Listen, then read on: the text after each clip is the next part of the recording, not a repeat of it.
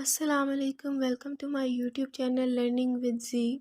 मैंने अपने previous lecture में आपके साथ लेसन नंबर 11 टू 18 तक डिस्कस किया था। तो आज की इस वीडियो में मैं आपके साथ लेसन नंबर 19 से डिस्कस करूँगी। आई होप कि आपको समझ आएगी। अब इसके बाद इन लेसन्स के बाद इंशाल्लाह हमारा रीडिंग का सारी डिस्कशन ख़त्म हो जाएगी आगे, क्योंकि राइटिंग के टॉपिक्स हैं। हम राइटिंग के टॉपिक्स को डिस्कस करेंगे। अभी सिर्फ इतना ही 26 लेसन तक रीडिंग के सारे टॉपिक्स आ रहे थे जो हम शुरू से पढ़ते हुए आ रहे हैं। स्किमिंग किसको कहते हैं, स्कैनिंग किसको कहते हैं, और फास्टर रीड क्या होता है, स्लो रीड क्या होता है, वोकलाइजेशन क्या होती है, इमेजिनेटिव क्या होती है, लिटरेचर में रीडिंग कैसे होती है, और ये सारे कॉन्सेप्ट्स हमने देखे थे। तो अब हम लोग देख रहे हैं लेसन नंबर 19 जो आज का हमारा टॉपिक है। इस वीडियो स्टार्ट करने से पहले मैं आप सबसे रिक्वेस्ट करना चाहूँगी कि मेरे चैनल को लाइक करें, सब्सक्राइब करें, कमेंट करें एंड ऑल्सो शेयर करें। तो लेसन नंबर 19 है reading, scanning and language functions. सबसे पहले मैं आपको ये बता दूं कि स्किमिंग स्कैनिंग मैंने आपको इतना डिटेल में नहीं बताया था, सिर्फ एक थोड़ा सा ओवरव्यू आई थिंक मैंने आपको दिया था। तो स्किमिंग कहते हैं एक इंफॉर्मेशन, मेन आइडिया को गैदर करना।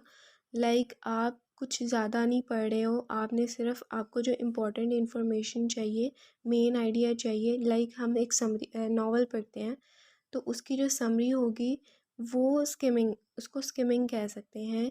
कि हमने सिर्फ पूरा नावल नहीं पढ़ा, हमने पूरा नावल रीड नहीं किया, पूरी बुक टेक्स्ट बुक को रीड नहीं किया, हमने सिर्फ उसका मेन आइडिया लिया है कि नावल में असल में हुआ क्या था, हमने उसकी समरी बना ली है और वो स्किमिंग है। हर वर्ड को, हर सेंटेंस को रीड नहीं किया। लाइक हम फॉर एग्ज़ाम्पल, हम इसमें नावल की मैंने जैसे एग्जांपल दिया आपको, तो हम इसकी न्यूज़पेपर की एग्जांपल ले सकते हैं। न्यूज़पेपर की एग्जांपल इस तरह से है कि हमने न्यूज़पेपर में हमें चाहिए कि हम कोई स्टोरीज़ पढ़ना चाह रहे हैं, तो हम डायरेक्ट उस पेज पे हम फाइंड करेंगे उसे कि स्टोरीज़ वाला पेज किधर है, और हम डायरेक्टली उस पे पहुंच जाएंगे कि हमें स्टोरीज़ ही पढ़नी है और हमारा कोई इन्फॉर्मेशन हमें नहीं चाहिए है। तो हम डायरेक्ट उसी पेज पे पहुंच जाएंगे। ये होगी स्किमिंग। हमने कुछ और नहीं पढ़ा, सिर्फ अपना जो इन्फॉर्मेशन हमें जो चाहिए थी, जो मेन आइडिया चाहिए था, हमने उससे रिलेटेड ही इन्फॉर्मेशन ली है। उसके बाद स्कैनिंग होता है कि आपने सिर्फ स्पेसिफिक इन्फॉर्मेशन को ही लेना है। आपने नहीं देखना कि मेन आइडिया क्या है, मेन उसकी समरी क्या है। सिर्फ आपने फाइंड क्या करता है reader, specific idea without reading anything else. कुछ भी रीड नहीं करना, सिर्फ आपने डायरेक्ट उसी पॉइंट पे जाना है। जैसे स्किमिंग में हम पूरे मेन आइडिया ले रहे थे, लेकिन इसमें हमने पूरे एक उसी आइडिया पे जाना है जो हमें चाहिए। कुछ और रीड नहीं करना है, सिर्फ उसी पॉइंट पे जाना है। अगर कोई बात हो रही है नावल में किसी करेक्टर के बारे में, तो हमें उस करेक्टर का नेम नहीं आ रहा है, तो हम कुछ और नहीं पढ़ेंगे, सिर्फ डायरेक्ट उसी करेक्टर का नाम फाइंड करेंगे कि तो वो होगा स्कैनिंग। अब जो आज का हमारा लेक्चर है, जो आज का लेसन है, उसमें है स्कैनिंग एंड लैंग्वेज फंक्शंस।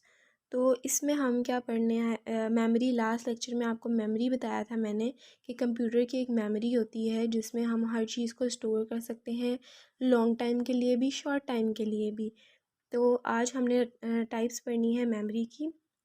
इसकी 3 टाइप्स होती हैं। मैं हर चीज़ को रीड नहीं करूँगी, सिर्फ आपको एक थोड़ा सा कॉन्सेप्ट दूँगी। तो टाइप्स ऑफ मेमोरी होती हैं 3 तरह की: core memory, semiconductor memory, semiconductor memory को चिप भी कहते हैं, and bubble memory, last one bubble memory.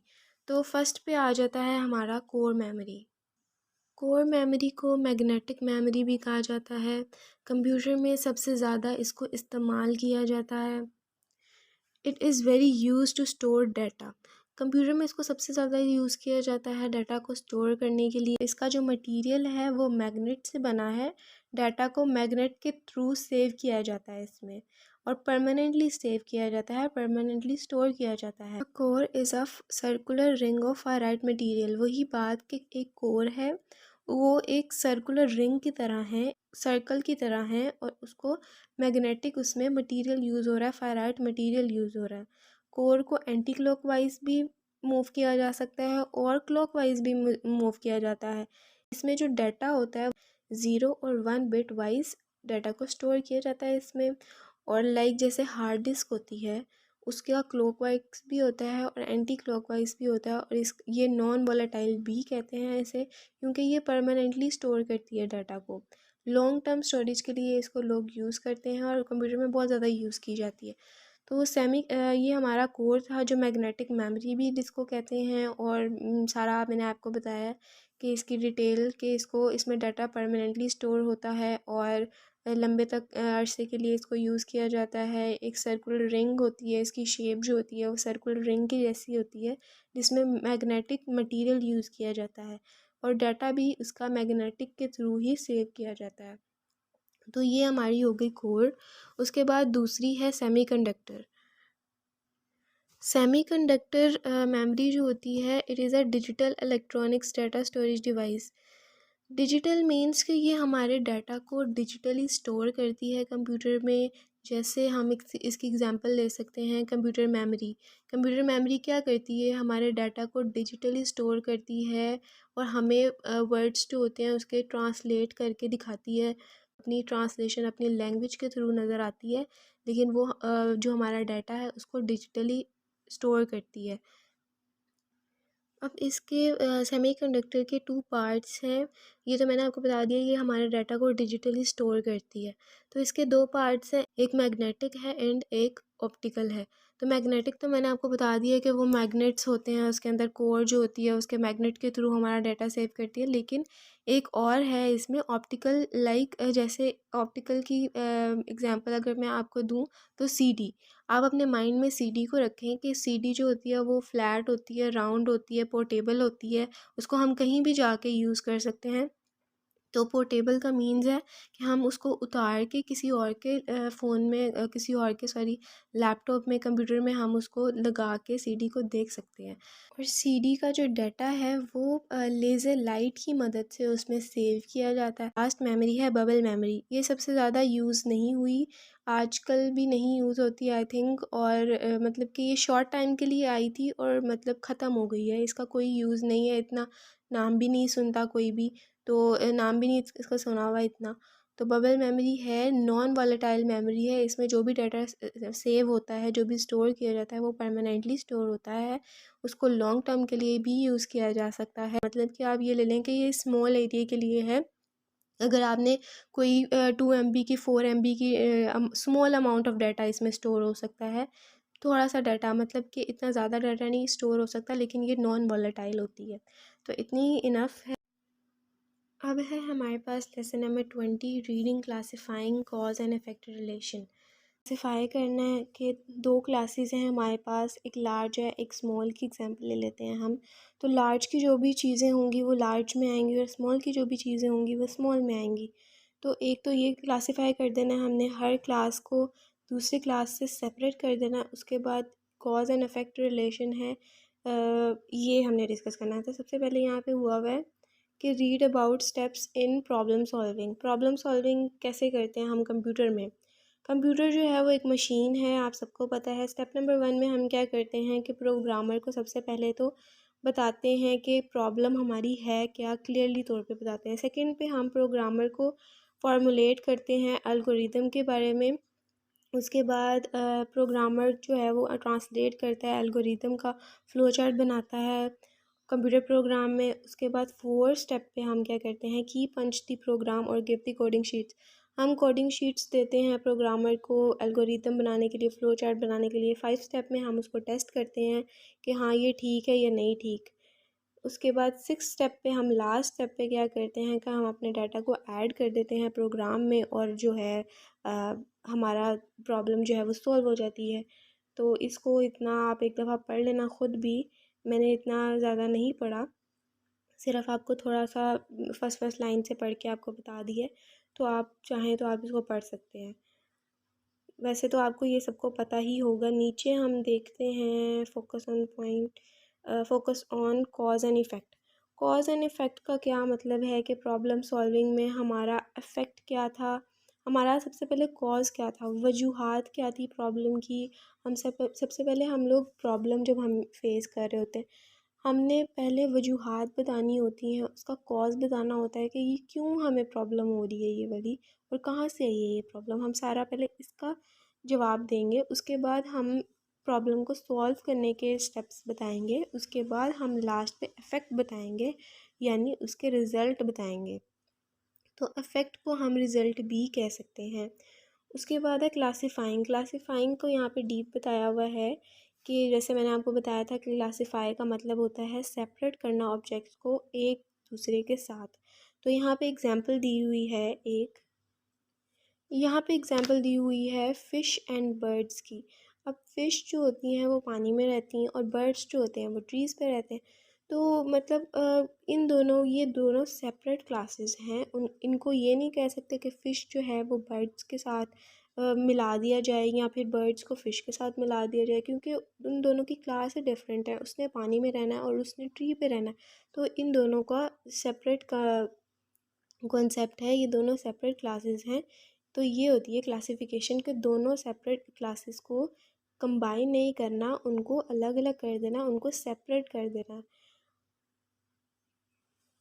अब है फ्रॉम जर्नल टू स्पेसिफिक। इसमें large scale high level category को अरेंज कर देना है। लाइक अगर बहुत बड़ी चीज़ें हैं, लार्ज हैं, हाई लेवल कैटेगरी है, उसको सेपरेट कर देना है स्मॉल कैटेगरी से और उसके पार्ट्स के बारे में बताना है। सिंगुलर मेन वर्ड्स और अनलेस टू और more things are been analysed. इसमें ये है कि हमने एक बड़ी चीज़ को बाकी छोटी चीज़ों से सेपरेट कर देना है। फॉर एग्जांपल यहाँ पे दिया हुआ है CPU is divided into 3 parts. तो CPU एक लार्ज चीज़ है जिसको हमने, एक हाई लेवल चीज़ है उसको हमने स्मॉल पार्ट्स में डिवाइड कर दिया है, छोटी चीज़ में डिवाइड कर दिया है। यहाँ पे जैसे है जर्नल टू स्पेसिफिक, बड़ी चीज़ से हाई लेवल चीज़ से हमने स्मॉल में कन्वर्ट करना है। तो 3 पार्ट्स में CPU को डिवाइड कर दिया है, the control unit, the arithmetic logic unit and memory. तो उसके बाद है स्पेसिफिक टू जर्नल। इसमें ऑब्वियसली इसका ऑपोजिट है पहले वाले का, तो इसमें शॉर्ट से लॉन्ग में कर देना है। For example the control unit, the arithmetic logic unit and memory, इसको 3 पार्ट्स हैं। ये किसके 3 पार्ट्स हैं? CPU के। तो स्मॉल से लार्ज में शिफ्ट कर दिया है। उसके बाद नीचे एक्सरसाइजेज हैं। आपने ये एक्सरसाइज सॉल्व करने की कोशिश करनी है, इनको स्किप नहीं करना। लेसन नंबर 21 है प्रेजेंटिंग इंफॉर्मेशन ग्राफिकली। इसमें हमने क्या करना है, इंफॉर्मेशन को प्रेजेंट करना है ग्राफिकली। लाइक हमने एक फ़्लो चार्ट की हेल्प से अपनी इंफॉर्मेशन को सॉल्व करना है, प्रेजेंट करना है।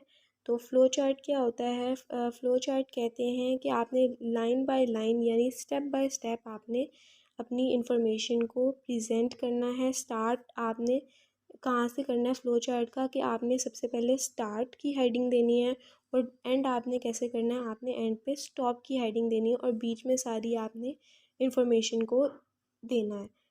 तो ये फ़्लो चार्ट है। यहाँ पे भी लिखा हुआ है कि स्टार्ट से आपने स्टार्ट करना है और एंड पे आपने स्टॉप करना है। लाइक बिगनिंग आपने प्रोग्राम की स्टार्ट से करनी है और एंड प्रोग्राम स्टॉप से करना है, स्टॉप पे करना है। उसके बाद इसका मेन आइडिया है, ये आपको पिक्चर यहाँ पे दी हुई है प्रोग्राम नंबर 1।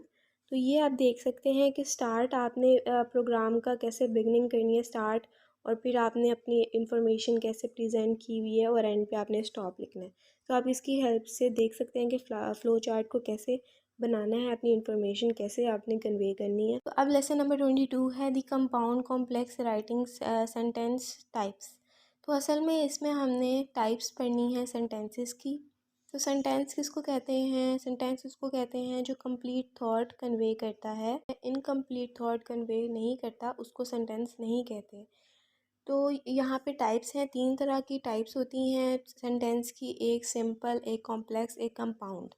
तो सिंपल सेंटेंस तो वो होते हैं जो हमें इजीली समझ आ जाते हैं, जो एक ही लाइन के थ्रू, एक छोटी सी लाइन के थ्रू और लार्ज लाइन भी हो सकती है, उसी के अंदर हमें सारी इंफॉर्मेशन मिल जाती है, उसी के अंदर हमें हमारा मीनिंग मिल जाता है, हमें कुछ और पढ़ने की ज़रूरत नहीं पड़ती।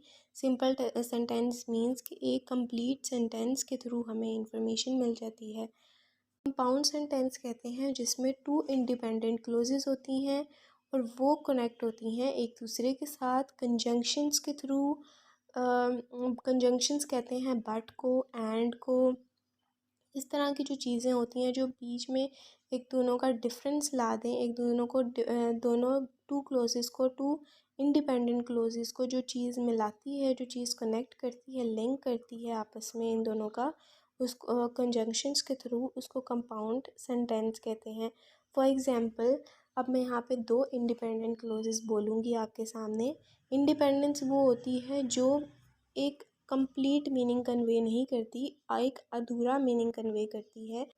For example, I drink green tea, they drink coffee. अब ये दोनों दो डिफरेंट क्लोजेज़ हैं, इंडिपेंडेंट क्लोजेज़ हैं। आई ड्रिंक ग्रीन टी, अगर सिर्फ मैं ये बोल देती हूँ तो आपको पूरी जो बात है, जो मीनिंग है, वो आपको कन्वे नहीं होगा। अगर मैं इसके अंदर अगर मैं दे ड्रिंक कॉफ़ी, तो ये भी आपको समझ में नहीं आएगा कि कौन ड्रिंक पी रहा है कॉफ़ी, किसको पसंद है कॉफ़ी और किसकी बात हो रही है। और अगर मैं कहूँ आई ड्रिंक ग्रीन टी, तो ये भी आपको समझ में नहीं आ रहा। तो अगर मैं इसके अंदर कंजंक्शंस को यूज़ कर देती हूँ, बट को, एंड को, तो वो हो जाएगा compound sentence. Two independent clause को कंजंक्शंस के थ्रू कनेक्ट कर देना, उसको कंपाउंड सेंटेंस कहते हैं। जहाँ जैसे मैंने आपको यहाँ पे example the, I drink green tea but they drink coffee, तो ये एक सेंटेंस बन गया जो हमें कंप्लीट मीनिंग कन्वे कर रहा है। उसके बाद है कॉम्प्लेक्स सेंटेंस। थर्ड टाइप है कॉम्प्लेक्स सेंटेंस। कॉम्प्लेक्स सेंटेंस कहते हैं कि एक इंडिपेंडेंस क्लोज है और एक ही डिपेंडेंट क्लोज है। लाइक दो क्लोजेस हैं, दो क्लोजेस में जो पहला क्लोज है वो डिपेंडेंट है और जो सेकंड क्लोज है वो इंडिपेंडेंट है। जैसे अगर मैं आपको कॉम्प्लेक्स सेंटेंस की एग्जांपल दूँ, when the cake is brown, अगर मैं सिर्फ ये वाला सेंटेंस बोलती हूँ तो आपको मीनिंग कन्वे नहीं हो रहा। तो आगे अगर मैं बोलती हूँ सेकंड क्लोज, तो मीन्स ये है कि ये डिपेंडेंट क्लोज है। ये अगर हम अकेला भी लिखें, डिपेंडेंट क्लोज उसको कहते हैं जिस पे कोई भी चीज़ डिपेंड नहीं करती, वो खुद ही मीनिंग सारा कन्वे कर देता है। उसके साथ ज़रूरी नहीं है कि हम कोई ऐसी चीज़ को ऐड करें, कोई ऐसे वर्ड्स को, कोई ऐसी चीज़ों को ऐड करें जिसकी वजह से हमें मीनिंग कन्वे होगा। एक अकेला सेंटेंस भी मीनिंग कन्वे कर सकता है। डिपेंडेंट क्लोज उसको कहते हैं। और इंडिपेंडेंट क्लोज वो होती है जिसके साथ कुछ वर्ड्स को किसी क्लोजेस, दूसरी क्लोजेस को ऐड करना पड़ता है ताकि हमें उसका मीनिंग प्रॉपर समझ में आए। तो इसकी एग्जांपल जैसे मैंने आपको दी, when the cake is brown, remove it from the oven. When the cake is brown एक डिपेंडेंट क्लोज है। कॉम्प्लेक्स सेंटेंस में एक डिपेंडेंट क्लोज होती है और उसके साथ इंडिपेंडेंट क्लोज को कनेक्ट किया जाता है कॉम्प्लेक्स करने के लिए। तो यहाँ पे डिपेंडेंट क्लोज तो पहली है, remove it from the oven. अगर मैं खाली remove it from the oven लिखूँगी तो आपको समझ नहीं आएगा कि किसको रिमूव करना है हमने ओवन से। तो अगर इसके आगे मैं डिपेंडेंट क्लोज लगा दूँगी तो इसकी वजह से, इसकी हेल्प से हमें पता चलेगा कि प्रॉपर मीनिंग क्या है। तो ये टाइप्स थी सेंटेंसेस की जो मैंने आपको बताई हैं। उसके बाद अगर हम नीचे देखें तो वही सिंपल सेंटेंस है, उसकी एग्जांपल्स दी होंगी जो मैं आपको पहले बता चुकी हूँ सिंपल सेंटेंस किसको कहते हैं। अब है हमारे पास lesson number 23, writing effective sentences, unity, coherence and emphasises. तो अफेक्टिव सेंटेंसेस क्या होते हैं, कामयाब सेंटेंसेस क्या होते हैं, वो हम पढ़ेंगे। तो सबसे पहले तो है यूनिटी। अब तीन एलिमेंट्स हैं अफेक्टिव सेंटेंसेस को बनाने के। हम अफेक्टिव सेंटेंस कैसे बना सकते हैं, यूनिटी के थ्रू, कोहेरेंस के थ्रू एंड एम्फेसाइजेस के थ्रू। यूनिटी में क्या करना होता है कि एक ही सेंटेंस में यूनिफाई कर देना है। एक ही सेंटेंस में हमने हर इंफॉर्मेशन को, हर प्रॉपर मीनिंग को जोड़ लेना है, कंबाइन कर लेना है, अरेंज कर लेना है कि हमें एक थॉट बन जाए, हमारी एक थॉट बन जाए एक ही सेंटेंस के थ्रू। तो या और भी सेंटेंसेस हो सकते हैं, 3 और 4 सेंटेंसेस भी हो सकते हैं जिसमें आपने यूनिफाई कर लेना है, अपनी गैदर कर लेना है अपनी इंफॉर्मेशन को, अपनी थॉट को। तो यूनिफाई, यूनिटी ये है। और कोहेरेंस है कि कोहेरेंस से हम सेंटेंसेस को क्लियर समझ सकते हैं कि राइटर ने जो लिखा है उसका मीनिंग क्या है, वो क्या बात, क्या इंफॉर्मेशन को कन्वे करना चाह रहा है, हमें क्लियरली समझ में आ जाता है। एम्फेसाइजेस होता है सेंटेंस, कुछ सेंटेंसेस ऐसे होते हैं जिस पे एम्फेसाइज किया जाता है कुछ एक दो वर्ड्स पे कि उसकी हेल्प से हमें समझ आ जाती है। अगर हम टॉपिक है लाइक हम सेंटेंसेस पढ़ रहे हैं, एक सेंटेंस है, सेंटेंस के जो स्टार्ट पे है वो उसका टॉपिक है, जैसे मैं आपको पहले अपने लेक्चर्स में भी बता चुकी हूँ। तो पहला उसका टॉपिक है। अब हमारा जो टॉपिक होगा वो किसी का नाम भी हो सकता है, वो कोई थिंग भी हो सकती है, कोई प्लेस भी हो सकती है। तो हम इन चीज़ों को बोल्ड कर देंगे, हाईलाइट कर देंगे, इन पे एम्फेसाइज कर देंगे कि हमने बाकी जो सेंटेंस है वो क्या बात कन्वे कर रहा है, किससे रिलेटेड बात कन्वे कर रहा है। तो एम्फेसाइजेस ये है। यूनिटी डीप करके बताया हुआ है, डिटेल में बताया हुआ है, आपने इसको पढ़ लेना है। यहाँ पे है जैसे मैंने आपको बताया है 5 वेज़ हैं यूनिटी के। By combining unrelated ideas, putting too many ideas in a single sentence. तो वही बात कि आपने अपने आइडियाज़ को, अपनी थॉट्स को एक सिंगल सेंटेंस में लिखना है, उसको यूनिटी उसकी यूनिफाई कर देना उसे एक ही सेंटेंस में। उसके बाद डिपेंडेंट क्लोज, सब ordinate close, independent main close. तो डिपेंडेंट क्लोज को सब ऑर्डिनेट क्लोज भी कहते हैं। जो मैंने भी आपको पहले भी बताया है कि डिपेंडेंट क्लोज और सब ऑर्डिनेट क्लोज वो होती है जिसमें हमारे पास पूरा एक मीनिंग कन्वे कर रहा होता है, जो हमें एक पूरा प्रॉपर मीनिंग कन्वे कर रही होती है, जिसमें हमें कोई भी इंडिपेंडेंट क्लोज की ज़रूरत नहीं होती, उसकी अकेले की हेल्प से हमें पूरी इन्फॉर्मेशन मिल रही होती है। और इंडिपेंडेंट क्लोज को मेन क्लोज भी कहते हैं। इंडिपेंडेंस क्लोज का वो मतलब है, ये मतलब है कि हमें इन्फॉर्मेशन प्रॉपर नहीं दी जा रही, हमें उसमें डिपेंडेंट क्लोज को ऐड करना पड़ेगा। तो यहाँ पे एग्जाम्पल्स भी दी होंगी, आपने इसको पढ़ लेना है एग्जाम्पल्स को। हमारे पास lesson number 24, writing identifying sentence error. तो हमने सेंटेंस में देखना है इसमें कि कौन कौन से एरर्स होते हैं। हम सेंटेंस जब बनाते हैं हमें कौन कौन से एरर्स को अवॉइड करना चाहिए, कौन कौन सी मिस्टेक्स को अवॉइड करना चाहिए। तो इसमें उन्होंने ये एरर्स बताए हैं सेंटेंस में। एक है सेंटेंस फ्रेगमेंट्स, एक है run on sentences, fuse sentences, comma splices, misplace and dangling modifiers. तो सबसे पहले हम सेंटेंस फ्रेगमेंट्स को देखते हैं कि सेंटेंस फ्रेगमेंट किसको कहते हैं। We said that a sentence is a group of words that must contain a subject and a verb. Sentence मैंने आपको बताया कि किसको कहते हैं, फ्रेगमेंट कहते हैं स्मॉल पार्ट्स को, स्मॉल पीसीस को, एक छोटे हिस्से को फ्रेगमेंट कहते हैं। एक छोटे हिस्से को ये कंप्लीट मीनिंग को कन्वे नहीं करता, ये sentence fragment complete meaning convey नहीं करता, इसके साथ कुछ और चीज़ों को ऐड करना पड़ता है तो सेंटेंस जो होता है वो कंप्लीट होता है। जो मिसिंग चीज़ होती है इसमें, जो हमें प्रॉपर मीनिंग कन्वे नहीं कर रही, अगर हम कोई सेंटेंस को रीड कर रहे हैं तो उसमें टॉपिक ही नहीं है, उसमें इंफॉर्मेशन ही नहीं है, हम किसके बारे में बात कर रहे हैं, कौन क्या कर रहा है, तो हमारे पास जो मिसिंग चीज़ होगी, जो उसका टॉपिक होगा सेंटेंस का, मेन आइडिया होगा उसका सेंटेंस का, वो उसको हम फ्रेगमेंट कहेंगे। जो मिसिंग चीज़ होगी उसको हम फ्रेगमेंट कहेंगे। के बाद है run on occurs when writer puts no mark of punctuation और कंजंक्शंस।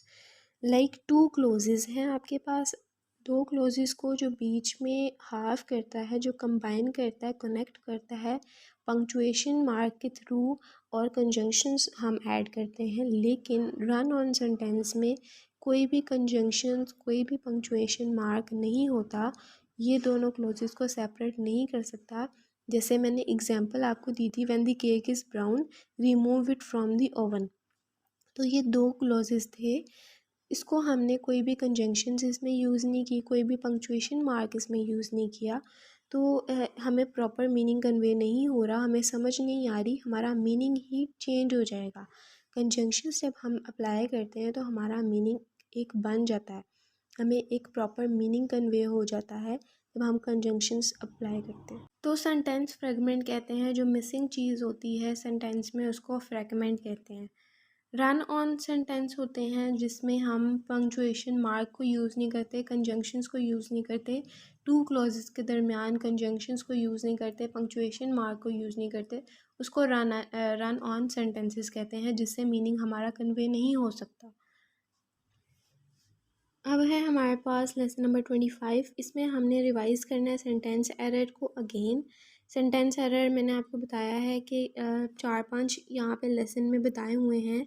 तो पहला सेंटेंस फ्रेगमेंट मैं आपको बता चुकी हूँ, रन ऑन बी मैं आपको बता चुकी हूँ। तो इसमें अगेन हमने जो फर्दर रह गए हैं हमारे, हमने उसको डिस्कस करना है। कोमा सप्लाईज अब देखते हैं। इधर फ्यू सेंटेंस भी यही होते हैं कि हमने कोई भी मार्क यूज़ नहीं किया। Run on sentences and fuse sentences एक ही चीज़ है कि हमने कोई भी मार्क को यूज़ नहीं किया, कोई भी कंजंक्शंस को यूज़ नहीं किया, हमने इसको फ्यूज़ कर दिया है। तो एग्जाम्पल में भी जैसे मैंने आपको रन ऑन में बताया था, तो सेम वही चीज़ है कि फ्यूज सेंटेंस भी उसी को कहते हैं, ये कह लें कि उसी का दूसरा नाम है। उसके बाद नीचे यहाँ पे लिखा भी हुआ है, प्रैक्टिस की हुई है, करेक्टिंग फ्यूज सेंटेंस।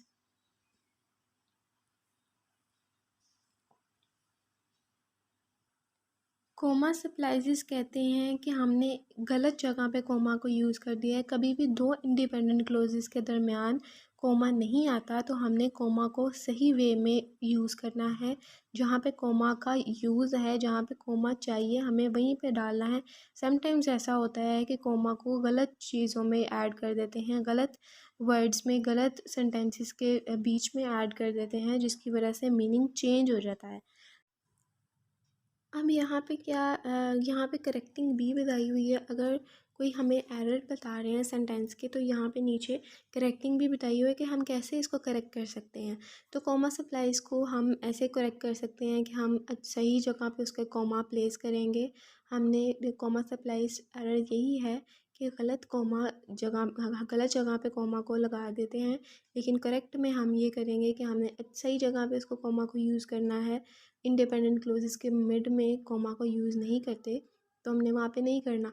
उसके बाद अगर हम रन ऑन देखें, तो हमने पंक्चुएशन मार्क्स को यूज़ करना है और कंजंक्शंस को यूज़ करना है, तो इनकी ये करेक्टिंग होंगी।